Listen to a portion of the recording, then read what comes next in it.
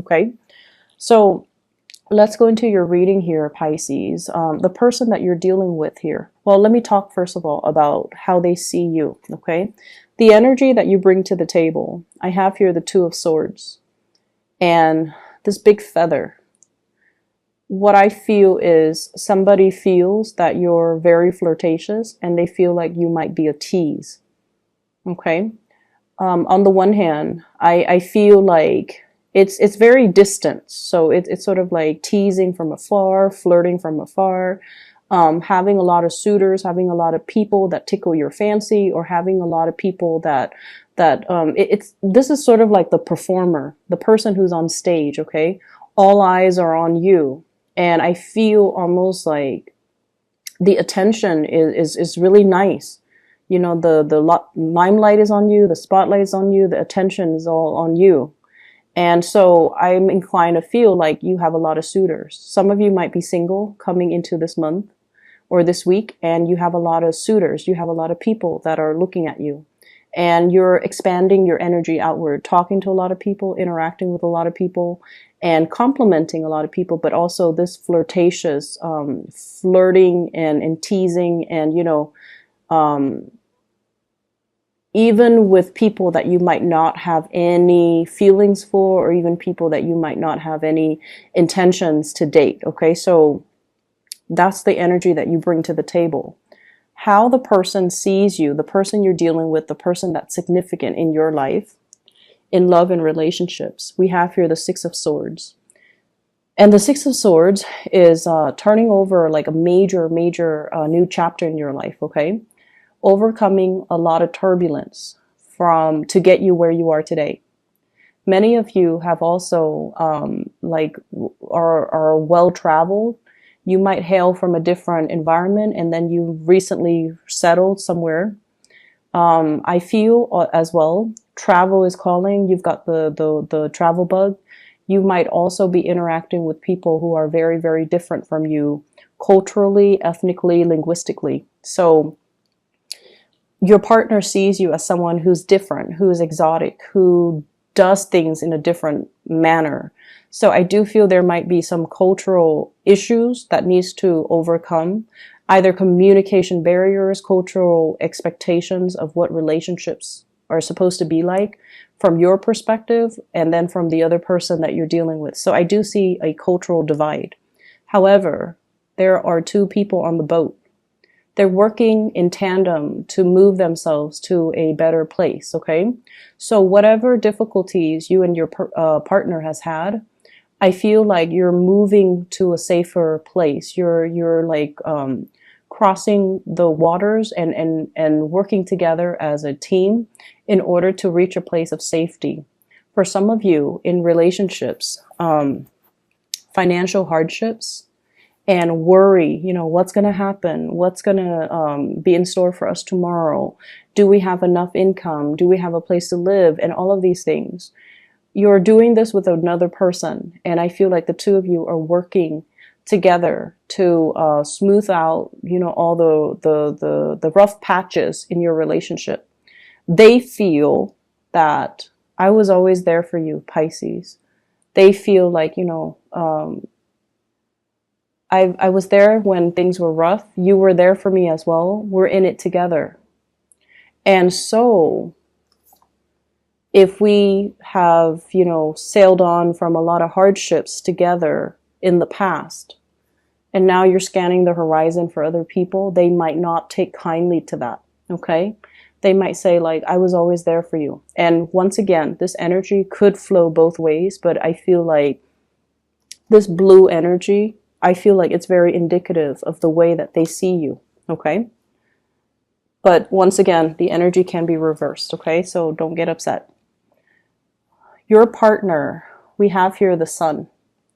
This is somebody who has fame and fortune and is very visible. So for whatever reason, they're very visible. They might be a teacher. They might be in a very high-ranking, high-status position where everyone sees them. Everyone knows who they are. Everyone recognizes them. Okay, so I see fame and popularity. And then I also feel as well, you know, this is somebody possibly with children. Their energy is very, very much focused on their children. If it's a love interest and you're wondering, you know, when are they going to call? Why aren't they making the time for me? While I'm waiting, I might as well, you know, talk to other people. And it's because they have other things on their plate. They have career, they have children, they have family, they have other things that has nothing to do with third parties. They're just, you know, occupied with other things. And so if you're out and about and, you know, flirting or teasing and they catch wind of it, I feel like this is what I mean by it's pricking their ego. Okay. So I feel like some of you might be dealing with a fire sign. I'm getting just this ball of energy, someone who has a lot of pride.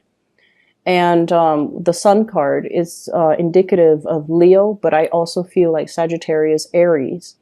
And I'm also sensing as well, I feel like the Taurus, the fixed signs in particular, fixed signs are like, you're in it with me 100% or not at all. You know, they've got a lot of pride too. So Sagittarius, Aries, Leo, Scorpio, Aquarius, and Taurus. Okay. Their energy, the way you see them, we have the Fool. This is somebody who's a risk taker. This is somebody where it's like, I'm only, you know, 75% happy here. And to you, that sounds good. But no, to them, they want 100% happiness. They want total completion.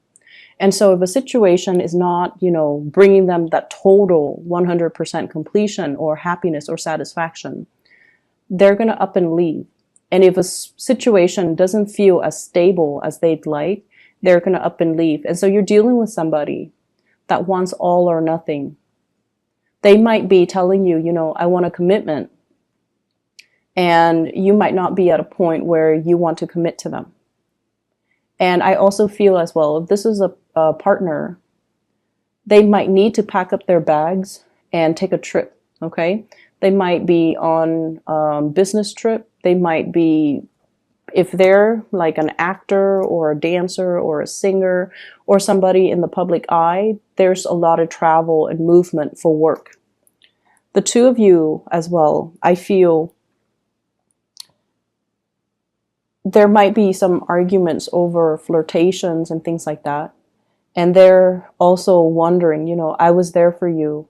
I was there for you this whole time. We've been through thick and thin. And, you know, why are you looking elsewhere? So I see this energy coming into the picture. But I feel like if you're not careful and if you don't take stock of who you want to be with and make the gesture, make your feelings known to this person, they might pack up their bags and go. Okay, so be very, very careful how you tread the water energies, the emotions. Be very, very careful because somebody's got a lot of pride.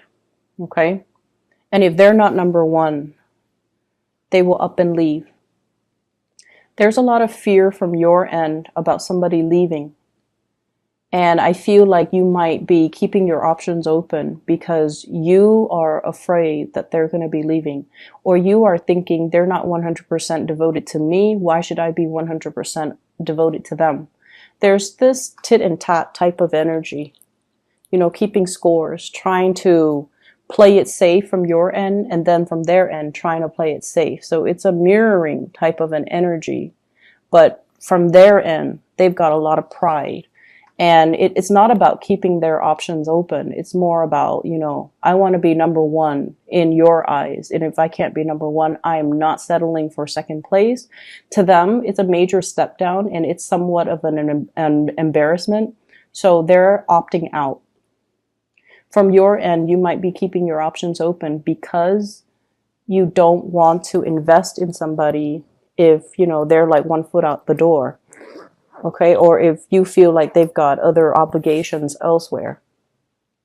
So what ends up inevitably happening is, I have here the Two of Wands. This is like longing, waiting for another person. And so be careful about, you know, how you deal with this energy.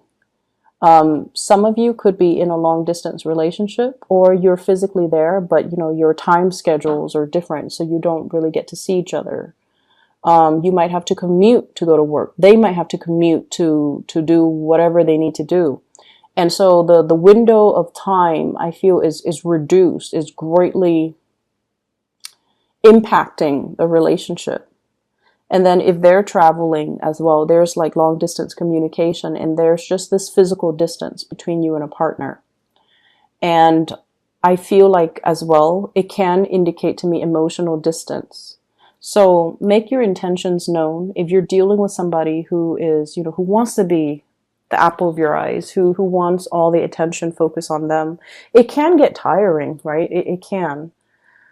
But I feel like they're worth it. And I feel like, you know, they would give you 100% if you can give them 100%. So I feel like it's fair.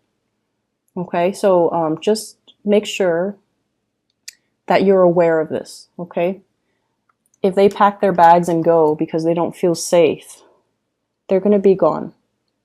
And you know, that dog can like try to lure them back in. It's just not going to work, okay? Their mind's already made up. And in particular, if you're dealing with a fixed sign, if their mind's made up, they're not going to backtrack, okay?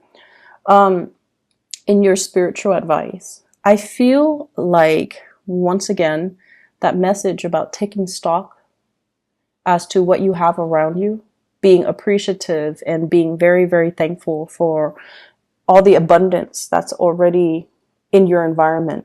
I feel a very strong, big, strong pregnancy vibe with this spread. I have here the Four of Swords. She's holding a heart, is right on her stomach, like the lower abdomen. And then you can see the circle. Something is getting bigger. Okay, so it's like the womb. You might be pregnant. You might be dealing with somebody who's pregnant.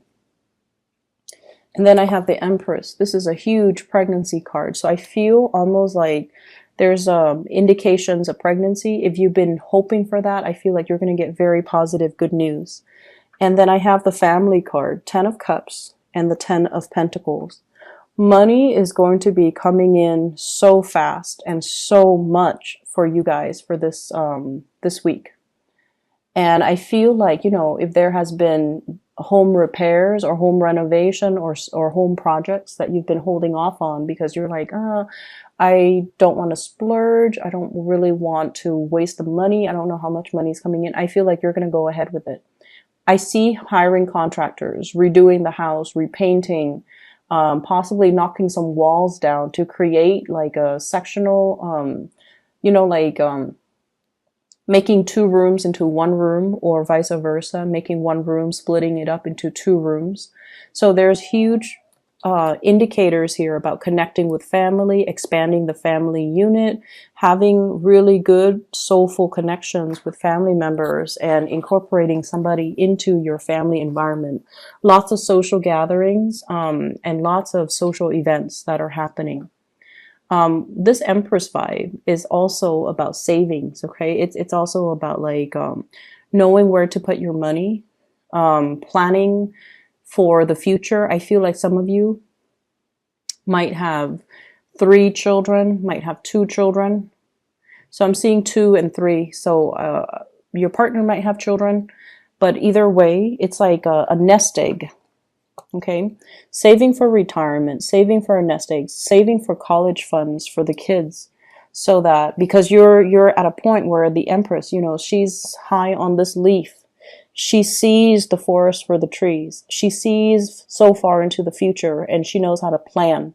So not just what's in front of her, but she knows like, okay, I'm going to need to save up. The kids are going to get older and I want them to go to college. So I'm going to start saving now. So I feel like there's a lot of financial savviness and a lot of planning and just a lot of abundance that's coming in. You are appreciative of it. I feel that you are.